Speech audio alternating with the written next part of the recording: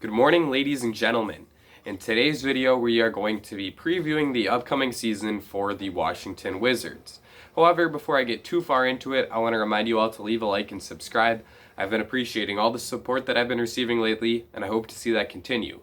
Now, without further ado, let's talk about the Wizards.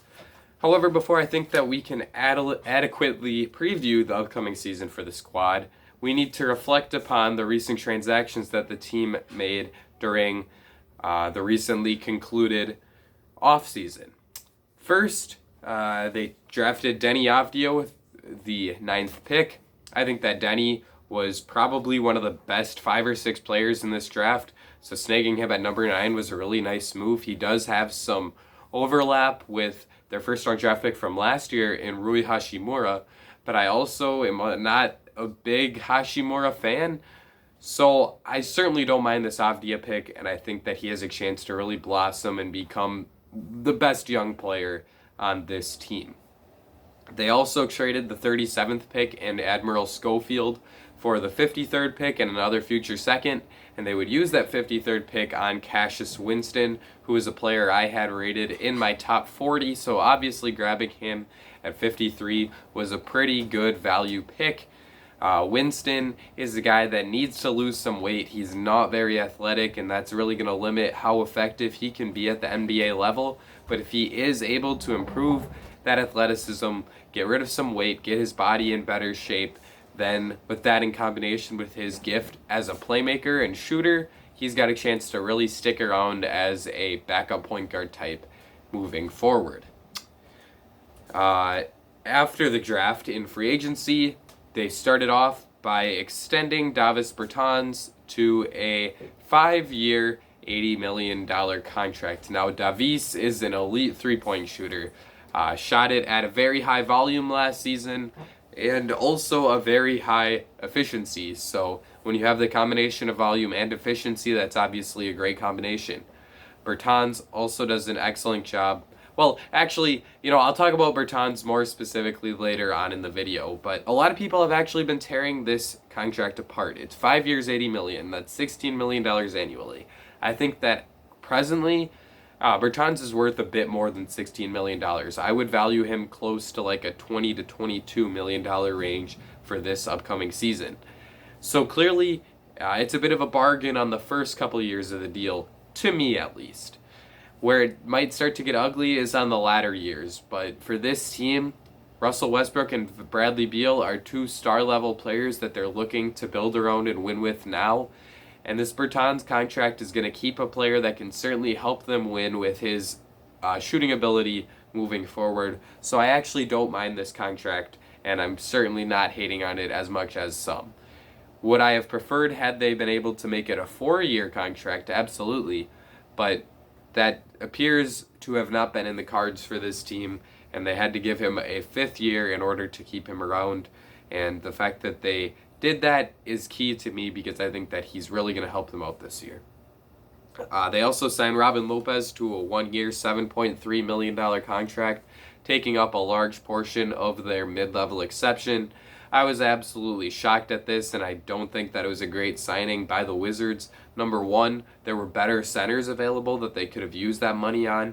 And number 2, I just don't think that center is all that important of a position, and I don't think that Robin Lopez is going to come in and be a clear best center on their team. So that move overall just doesn't make a whole lot of sense to me, and I'm not a big fan of it.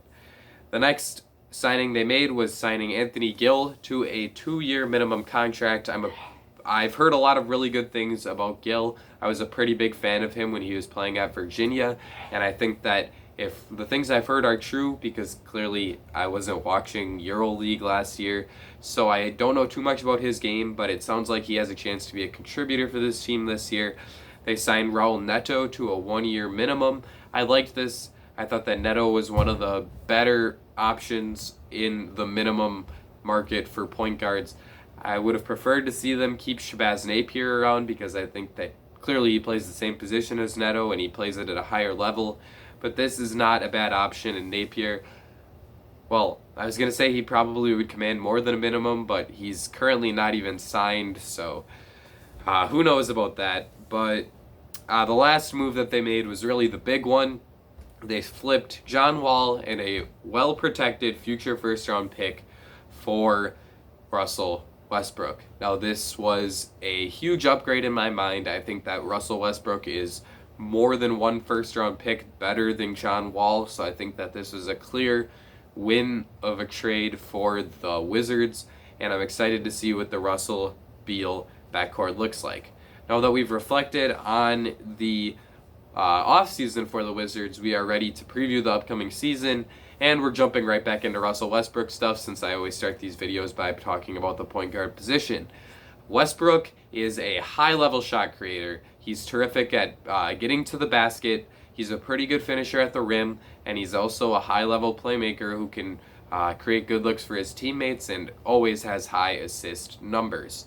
He's also a pretty good rebounder for a guard, and on defense, while he's not a stellar defender, he's certainly an adequate average guy at the point of attack. He also plays really hard, and that alone makes him a valuable defensive commodity. Where the questions come with Russell Westbrook are in the playoffs. Is he able to maintain a effective shot creator in the postseason? And he's struggled in the past. He hasn't been able to play and shot create at the same level as he has in the regular season because teams just sag off of him and dare him to shoot. Now, I think that can be made up with by having him with the ball in his hands a lot more often, and for that reason I liked this trade quite a bit for the Wizards because Bradley Beal is a much more willing and pretty much a better off-the-ball player than James Harden is. And so I think that if they put the ball in Russell Westbrook's hands, trust him to be that primary ball handler, that is where the key to success is for this team. The backup point guard is Ish Smith. Smith is only 6 foot. He's getting up there in age, and he's not a great jump shooter. He's around average from the three-point line. He's at least someone who's an adequate threat. He doesn't really shoot it at a high volume, but he doesn't really need to either because he's a pretty solid slasher on the offensive end. He's able to attack closeouts and get to the basket. He's a pretty good playmaker. He's best off, however, probably not as a guy who's going to be forced to create and initiate offense for the team. So the fact that he'll be playing a lot of minutes alongside guys like Bradley Beal and Deni Avdija as wings who can initiate offense makes this team a really good fit for him. I'm a pretty big Ish Smith fan. I think he's one of the better backup point guards in the NBA, and I think that he can really help this team out coming off the bench. The third point guard on this squad is Raul Neto. Like I said before, I think that he has become a bit of an underrated player in the NBA. Obviously, people beat up on him because he's bad offensively. He turns the ball over a lot. He's not a great playmaker, and he doesn't do much shot creation stuff. Doesn't really get to the rim at a high level. Can't really create shots for himself in general. But he's about an average three-point shooter, and he's pretty good on the defensive end. He does a nice job of playing at the point of attack, is decent at creating steals that allow his team to run in fast break. Overall, he's not a groundbreaking signing, but I do think that he's a solid option as a third point guard who can provide some depth at the point guard position. Moving on to the wing players, obviously you have to start with Bradley Beal on this team. Beal is a high-level offensive player. He's terrific on the ball where he can create shots for himself, and he's even better off the ball, attacking closeouts, knocking down catch-and-shoot three-point opportunities, running off of pin downs and off-ball screens. Bradley Beal is terrific off the ball. We've seen him have high efficiency, high volume seasons when playing off the ball with John Wall, and having that ability to not being forced to have the ball in his hands all the time also allowed him to give more effort on the defensive end of the floor. In the past seasons up until this year, Bradley Beal's defensive box plus minus was usually right around negative 0.5 to negative 1. So basically he was just barely below average on the defensive end. This past season, he dropped all the way down to minus 2.4, which is pretty bad. It means that he wasn't giving much effort, and with that compiled on top of him already not being a great defender to begin with, he really was a minus on that end of the floor.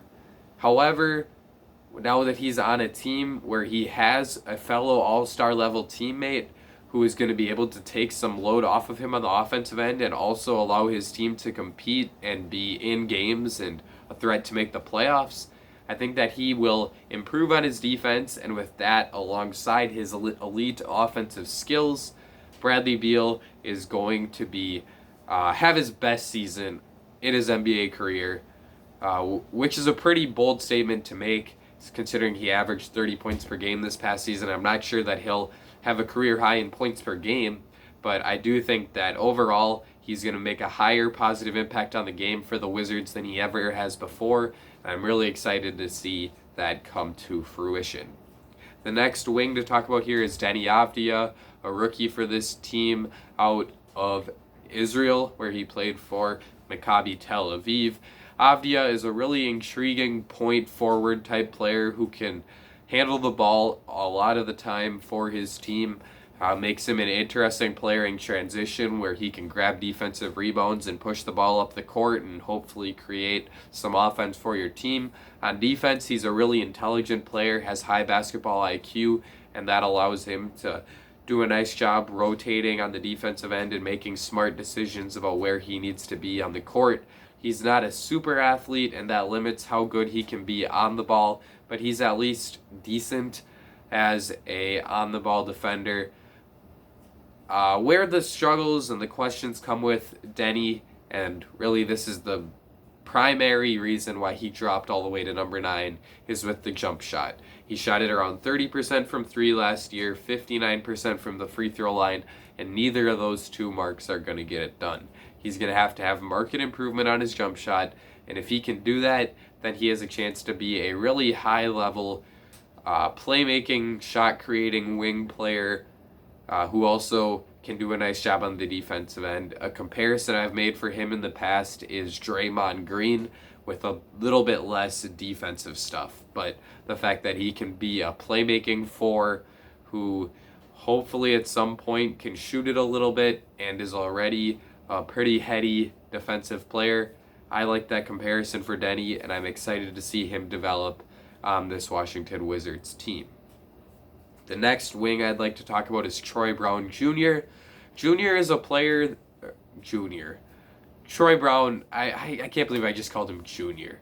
But Brown is a player who had a very good bubble experience. We saw him play at a high level there. His jump shot looked good. He was playing hard and playing good defense. And he looked like a guy who has long-term starter potential.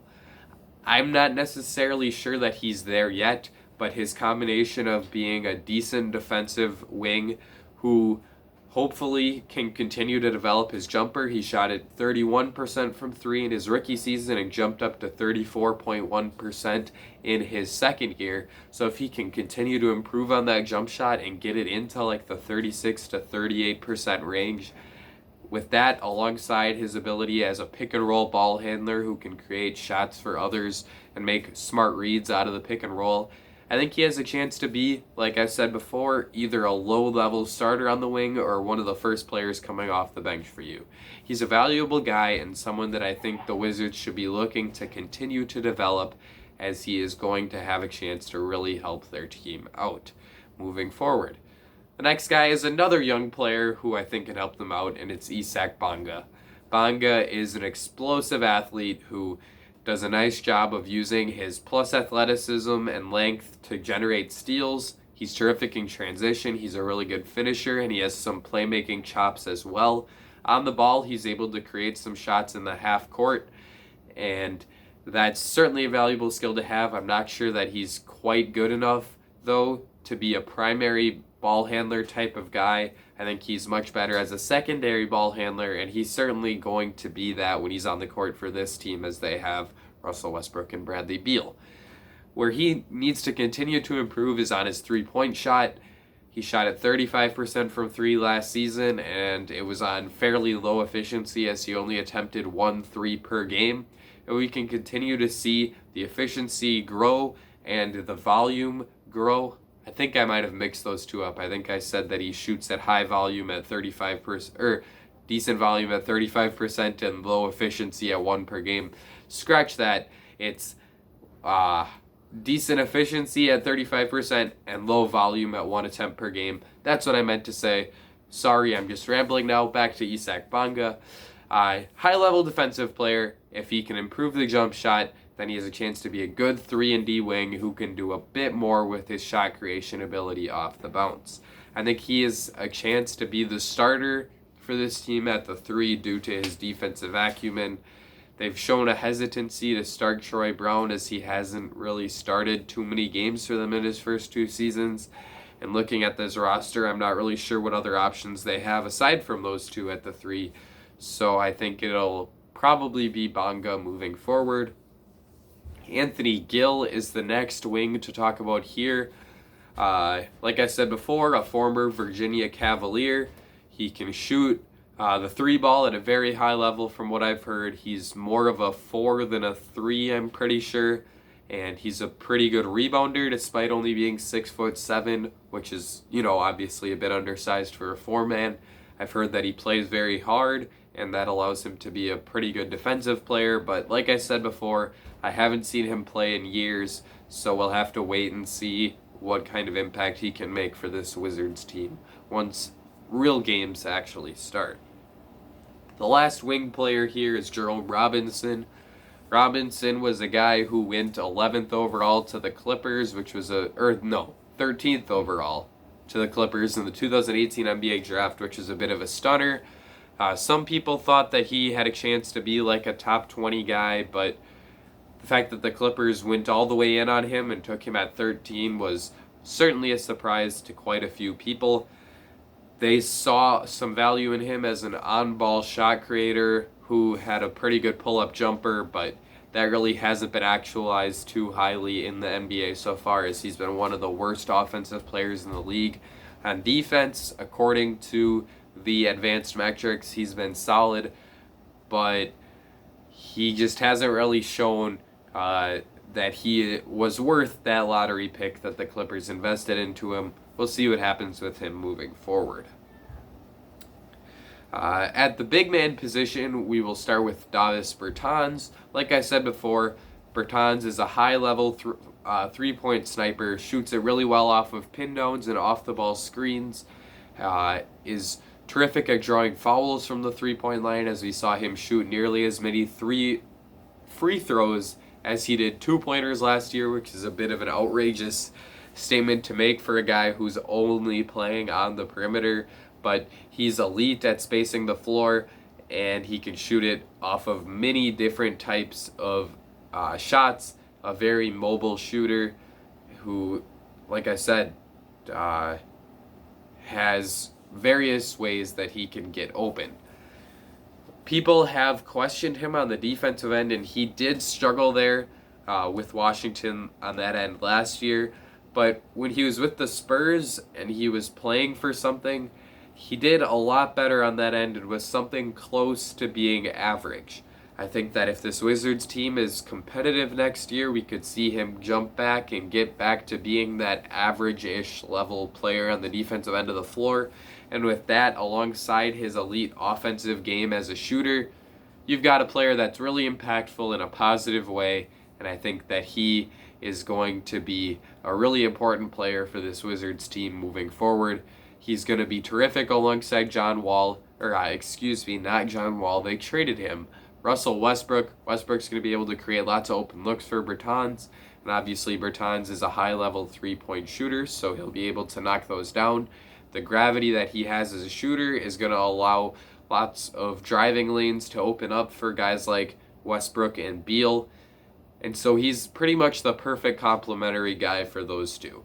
I hope that we see him inserted into the starting lineup. He didn't start too much last year, as they showed a love for their lottery pick, which makes sense. You invested a lot into the guy by taking him in the lottery, and they started Rui Hachimura for a large portion of last year, if I'm not mistaken. But I think that now that they paid Bertans, they also have invested quite a bit into him, obviously, $80 million. So I think it's likely we see him become inserted into the starting lineup, and I think that would be the right move considering how well he complements their two all-star level talents. The next big man to talk about here is Thomas Bryant. Bryant is a really good offensive center who's a high-level player in the pick and roll, does a nice job of popping. He shot 40% last year on 2 3-point attempts per game, so I genuinely think that he's going to be a legit pick and pop big man. He's also decent at rolling to the rim and is a solid finisher in the paint. Where he's struggled quite a bit is on the defensive end. He doesn't move real well on the perimeter, so he's probably best off in a drop coverage scheme, where I think he could be okay. He had a 3.8% block percentage last season, which is nothing groundbreaking, but it's certainly solid. I think he's a decent rim protector, and in a drop coverage scheme, he could be utilized to his full effectiveness. He also plays really, really hard, so that obviously makes him a player that is very likable, and I think that he has a chance to step forward and establish himself as a legit starting center as early as this season. The next big man to talk about here is Rui Hachimura. I guess I could have put him in the wing category, but I decided to put him with the bigs. On the defensive end, he's nothing much. He doesn't move his feet real well. He can't guard multiple positions, and I genuinely think that he doesn't have a whole lot of potential on that end. It will probably be a minus for the entirety of his career. Where he's a bit more intriguing is on offense, where he can score the ball at a high level as long as it's inside of 15 feet. He's a pretty good mid-range shooter, and he's a high-level finisher at the rim. He doesn't do much in terms of playmaking, though. He's a bit turnover-prone, and he really needs to stretch his jump shot out and start to become a three-point shooter if he wants to be effective in the NBA. Overall, I'm not a huge Rui Hachimura fan. I thought it was a bit of a reach when the Wizards took him with the 9th overall pick last season. But if he can actualize that offensive talent, improve his jump shot, and give good effort on defense at the very least, I definitely think he has a chance to be a rotational big man who perhaps could be a high-level spark plug off the bench or a guy who can get you a bucket as a low-level starter. Mo Wagner is the next guy here. I'm a pretty not big Mo Wagner fan. I'm probably a bit of a Mo Wagner hater because he was an instigator, got Giannis thrown out of a game last year, and when he was at Michigan. I'm a Wisconsin fan, for those of you that don't know. Playing against him, he was a guy that you just couldn't stand. There's tons of guys like that who just get under your skin as an opposing fan. Mo Wagner was one of those. I think a large part of that is that he takes a lot of charges and he plays hard, is a very feisty player, one of those guys that has mastered that face where they look locked in and they're like, that's what Mo Wagner is. Just a hard-playing, hard-nosed guy who is not afraid to step in, take a charge like he did against Giannis last season in that eventful bubble game that saw Giannis getting ejected, obviously. But overall, Wagner took a step forward on the defensive end last year. I still don't think that he is particularly good on that end, but he rose towards competency on offense. He doesn't do too much. He is theoretically a stretch big man, but only shot at 31.8% from the three-point line last season. Overall, I think he's decent, and the fact that he plays hard certainly gives him a bit of an upside and makes him a guy who you can afford to have out on the court. I think that there's a chance that he passes Robin Lopez and becomes the backup center for this team, which just makes me all the more questioning why they gave Robin Lopez all that money.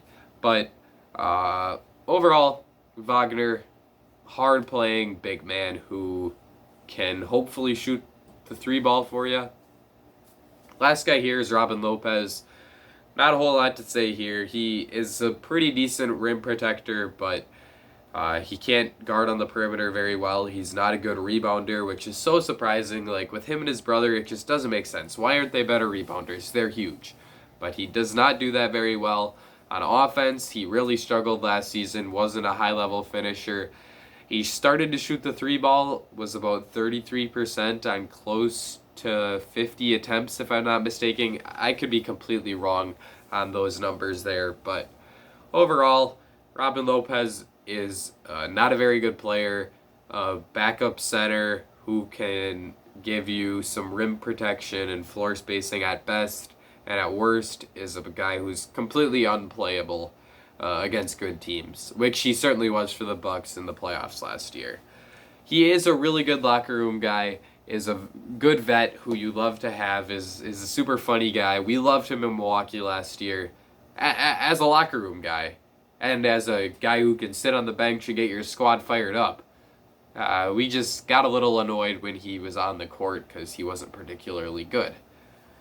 Overall, though, this is a very fun team, and I can't wait to watch them play again. Last year, they put up points at a staggering number. We're a top 10 offense as a team that really wasn't very good whatsoever.